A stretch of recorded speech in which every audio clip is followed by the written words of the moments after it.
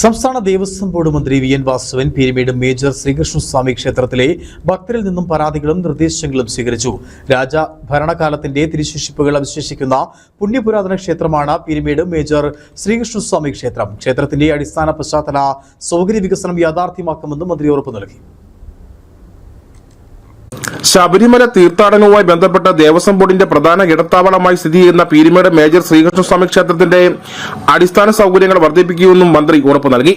മേലെഴുത അമ്പലംകുന്ന് നിവാസികളുടെ ദീർഘകാലമായി നിലനിൽക്കുന്ന വഴിപ്രശ്നവുമായി ബന്ധപ്പെട്ട് ദേവസ്വം ബോർഡുമായി നിലനിൽക്കുന്ന പ്രശ്നങ്ങൾക്ക് അടിയന്തരമായി പരിഹാരം കാണാൻ ഇടപെടൽ നടത്താനും യോഗം തീരുമാനിച്ചു. ക്ഷേത്ര ഉപദേശക സമിതിയുടെ മുൻ സെക്രട്ടറി ശ്രീജിത്ത് എസ് നായർ മന്ത്രിയെ പൊന്നാട അണിയിച്ച് സ്വീകരിച്ചു. ക്ഷേത്ര വികസനത്തെ സംബന്ധിച്ച് ഭക്തരിൽ നിന്നും പൊതുജനങ്ങളിൽ നിന്നും സമാഹരിച്ച നിർദ്ദേശങ്ങൾ നിവേദനമായി മന്ത്രിക്ക് കൈമാറി.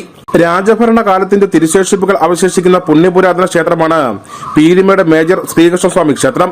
ബ്രിട്ടീഷ് അധിനിവേശ കാലത്തിന്റെയും രാജഭരണകാലത്തിന്റെയും പ്രൗഢി നിറഞ്ഞു നിൽക്കുന്നതും പീരുമേട് മണ്ണിൽ ചരിത്രങ്ങളുടെ നിത്യസ്മാരകമായി തലയുയർത്തിപ്പിടിച്ചു നിൽക്കുന്ന ക്ഷേത്രത്തിന്റെ അടിസ്ഥാന പശ്ചാത്തല സൗകര്യ വികസനം യാഥാർത്ഥ്യമാക്കുമെന്ന് മന്ത്രി ഉറപ്പു നൽകി.